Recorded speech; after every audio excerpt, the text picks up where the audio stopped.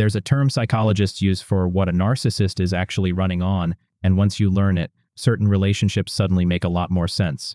It's not love they need from you.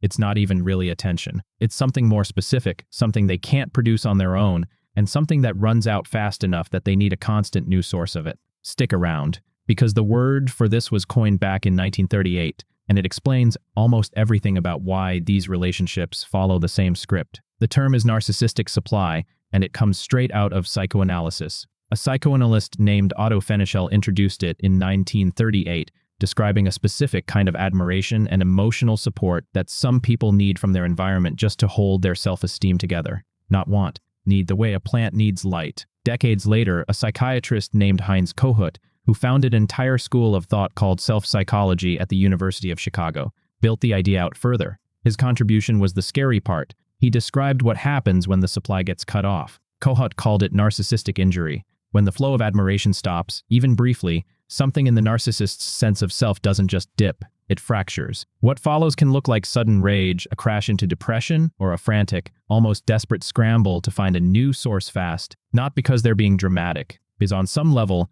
their actual sense of self depends on it staying switched on. Healthy self-esteem gets generated from the inside. This kind runs entirely on an external plug, and someone else has to be holding the other end of the cord. Researchers who've studied this closely split it into two flavors. Primary supply is the direct hit, admiration, attention, someone visibly reacting to them in real time. That's the fast, intense kind, usually pulled from whoever they're closest to romantically. Secondary supply is quieter and slower. It's stability, status, the social proof of having a partner, a title, a good address. One feeds the ego in the moment. The other props up the whole structure long-term. Most narcissistic relationships are running both channels at once, which is part of why they're so hard to walk away from cleanly. Freud, writing about this even earlier, described two completely different strategies narcissists use to get it. One is ingratiation, charm, flattery, seduction, being the most magnetic person in the room until you're handing over admiration without noticing you decided to. The other is aggression. If charm doesn't pull supply fast enough, some narcissists switch to attack, belittling you, picking fights, tearing you down specifically because your reaction, even a hurt one, still counts as feeding them. Either strategy works. That's the uncomfortable part. Both love bombing and cruelty can be running the exact same engine. Here's what this actually looks like from the inside of a family.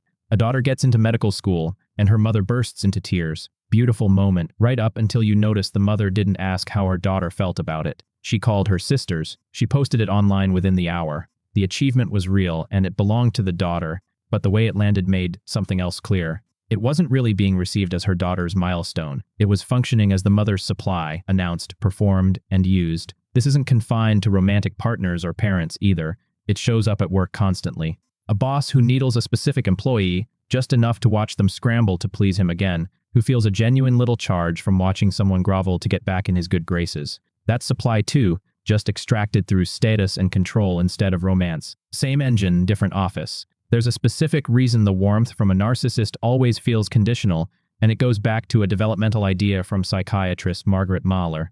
Most people can hold on to a steady, positive feeling about someone even when that person isn't around, or has disappointed them, or is currently annoying them. It's called object constancy, and narcissists are consistently short on it. Out of sight isn't just out of mind, it's out of value, which means the relationship only feels real to them while it's actively producing something. Your job, whether anyone said it out loud or not, was to keep producing. If any of this sounds familiar, here's a quick way to check. Think about someone whose warmth toward you always seemed to track exactly with how useful, impressive, or convenient you were being that week. Not someone who was just having an off day. Someone whose entire temperature toward you rose and fell with performance. That's not a coincidence, and it's not you being too sensitive about it either. That's the mechanism working exactly as it's built to. It also explains something that seems backwards at first.